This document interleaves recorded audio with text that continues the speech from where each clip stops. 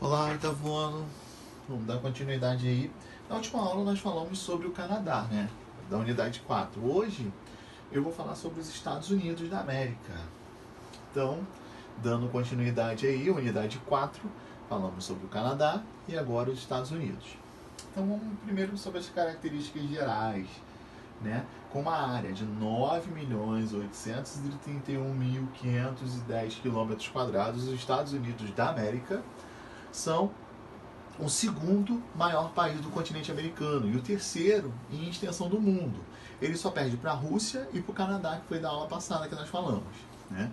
A saída para os oceanos Atlântico e Pacífico favorece o comércio internacional com a Europa e também a Ásia, e a posição estratégia de navios militares. A Marinha estadunidense ele tem o maior e a mais bem equipada frota de todo o planeta, com base, né, para operar em várias regiões no mundo. O território dos Estados Unidos ele tem 50 unidades federativas, como se fossem estados aqui no Brasil, e um distrito federal, onde se encontra a capital. Qual é a capital? Washington, beleza? Dois estados eles não se encontram em terras contínuas. Isso que a gente quer dizer que dentro daquela parte do continente existe dois territórios que não estão acoplados aos Estados Unidos. Quais são esses? O Alasca, que é uma península, né, que fica a noroeste, do continente, e foi vendido pela Rússia aos Estados Unidos em 1867. E o outro é um arquipélago, que é o Havaí. Vocês já devem ter ouvido muito falar. Ele é anexado por meio de um golpe da monarquia havaiana que ocorreu em 1894, quando os Estados Unidos passaram a controlar então o país no Oceano Pacífico, beleza? Então, a gente tem 50 unidades federativas mais a capital, sendo que dessas unidades quer dizer que o território ele não é contínuo, porque a gente tem a parte do Alasca e do Havaí. Então a gente tem o Canadá aí que fica entre um e outro. Então vou mostrar até um mapa aqui para vocês terem uma noção, né? Aqui no meio, todas as 50 unidades de federação estadunidense, juntamente com a parte do Alasca e o Havaí, beleza? Então, sobre o território que não é contínuo, é justamente isso. O Alasca ele fica mais acima. Aqui podia ter um mapa que mostrasse melhor. Aqui, o Havaí, ele está aqui no cantinho. Deixa eu ver se eu aumento um pouco mais a tela. Ó, ele está aqui e aqui está o Alasca. Aqui está o Canadá, beleza? Se não conseguiram ver bem, dá uma olhadinha no livro de vocês aí. Ó, os Estados Unidos eles constituem de uma federação, ou seja, os estados possuem uma autonomia política e expressa em constituições de leis próprias. Tá? Eles têm a sua própria constituição eleita. Tanto que tudo que a gente fala dos Estados Unidos é voltado, né? A gente tem que... tudo é Estados Unidos. Tudo que acontece lá a gente acaba sabendo aqui, né? Além disso, né, eles... Diferentemente de outros países que também são federação, o Brasil é um exemplo, nos Estados Unidos as unidades federativas têm bastante dependência, havendo muitas leis que acabam diferindo, né, de uma para outra. Há estados onde, por exemplo, a idade mínima para poder dirigir é 16 anos, se a gente for pegar uma ideia daqui no Brasil é 18, mas lá também tem outros estados que é 18 anos para poder se dirigir. Então, os estados lá têm muita autonomia. Há estados onde aplica-se a pena de morte em determinados tipos de crime, né? E outros pelas quais não existe, entre outras coisas. Então, os estados lá eles têm a sua independência que acaba sendo completamente diferente de um estado para o outro, beleza? Aqui alguns exemplos. Ó, o Alasca, o Havaí no meio, aqui do outro lado a cidade de Washington. Como foi a formação do território estadunidense, né? Então vamos lá. Existe um termo de 13 colônias, né? O território dos Estados Unidos ele começou a ser delineado no século XVI com as 13 colônias, implantadas pelos ingleses e europeus de outras nacionalidades. Então, na época, não eram só os ingleses que chegaram ali. Só que o que aconteceu? As colônias do norte, né, tinham umas colônias de povoamento. Então, no norte do país, as colônias lá, o pessoal ia para morar, onde eles se destacavam com o plantio, que era a batata, o trigo, a cevada, entre outros produtos agrícolas.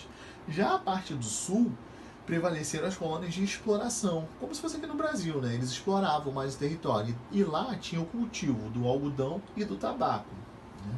Tem uma certa diferença entre essas colônias do norte e a do sul, tá? Eu vou falar sobre ela agora. Ó, as colônias do norte, elas eram mais independentes, autônomas em relação à Inglaterra no ponto de vista político e econômico. Enquanto a do sul, eles já eram completamente dependentes ao mercado inglês. Então a gente já vê uma grande diferença nesses dois pontos, né? Os colonos do norte, eles iniciaram um movimento que resultaram na proclamação de independência dos Estados Unidos em 1776. E então foi por incentivo desses colonizadores lá no norte que surgiu a independência dos Estados Unidos. Com a Inglaterra, que impunha leis, né, e medidas dos colônios, eles consideravam injustas e passaram a organizar manifestações contra a metrópole. Um desses protestos foi a festa do chá de Boston, né? Revoltados com a lei que permitia a Inglaterra vender chá às colônias sem o pagamento de impostos, os colonos invadiram o porto de Boston e jogaram todo o carregamento de chá inglês no mar. E aí ficou conhecido como isso, né? Que é a festa do chá de Boston. Tiraram tudo, porque não pagavam nem impostos, né? Aqui uma imagem que representava justamente isso, né? A representação da festa do chá de Boston. Após a independência em 1776, o governo estadunidense deu início a um processo de expansão territorial para o oeste. E aí surgiu uma doutrina do destino do manifesto, segundo o qual os estadunidenses eles eram escolhidos por Deus, né, para se aproximar das terras, e aí entre o Oceano Atlântico e o Oceano Pacífico, onde deveriam construir uma grande nação. Essa ideologia, aliada, né, com a ideia de superioridade do povo anglo-saxão, que vem da ideia anglo-saxônica, foi usada para justificar o expansionismo e o extermínio dos indígenas que lá viviam, né? A expansão do território envolveu a compra de territórios da França e também da Espanha, tratados de cessão com a Inglaterra, conflitos com o México, expulsão e matança de confinamentos indígenas em reservas, e aí o processo completou-se, né, quando foi atingida na costa do Oceano Pacífico. Então, galera, isso aí foi um processo de ocupação e dominância desses colonizadores daquela época. Aí ocorreu a expansão territorial. Cada cor aí, ó, representa o território que eles foram dominando. Tá? Esse aí já é o território dos Estados Unidos. E cada cor era um tipo de domínio comprado, que era província, né? E assim foram dominando e crescendo. Os aspectos populacionais. No ano de 2017, os Estados Unidos tinha a terceira maior população do mundo, com 324 milhões de habitantes. A maior parte das populações estão concentradas no Nordeste. Então, ao contrário aqui do Brasil, a maior parte da população e o lugar mais desenvolvido dos Estados Unidos é no Nordeste. O Sudeste não é nem tanto. Aqui no Brasil é o Sudeste e o Nordeste já não é nem tanto. Então é o oposto, lembrem disso, tá? O Nordeste é onde tem a maior concentração populacional. Principalmente no Nordeste do país, na região dos Grandes Lagos e também na costa oeste. Tem as megalópolis, né? Tem alguns tipos de megalópolis lá. Lá são tão grandes que eles pegaram duas e fizeram uma megalópole, que é a junção de duas metrópoles, que é a Boston, né? Que é a junção de Boston e Washington, que é Washington, a capital do país. Temos a Chepetes, né, que também é chamada de megalópolis dos Grandes Lagos, que é nada mais nada menos que é a junção de Chicago com Pittsburgh, né, e Sansan, que são as cidades de São Francisco e São Diego. Então, galera, quando eu falo de megalópolis, os Estados Unidos tem três, beleza? São essas três, Boston, Chepetes e Sansan, né? Quando tem essa expansão aí de duas ou mais metrópoles. Então lá tem três. Para ter noção, aqui no Brasil a gente só tem uma, que é Rio de Janeiro e São Paulo. Aí, ó, a partir do Nordeste aqui, ó, nesse canto direito superior, é onde tem a maior parte da população. Se vocês olharem, existem algumas cidades aqui, ó, também onde está crescendo, mas a maior parte é no Nordeste mesmo.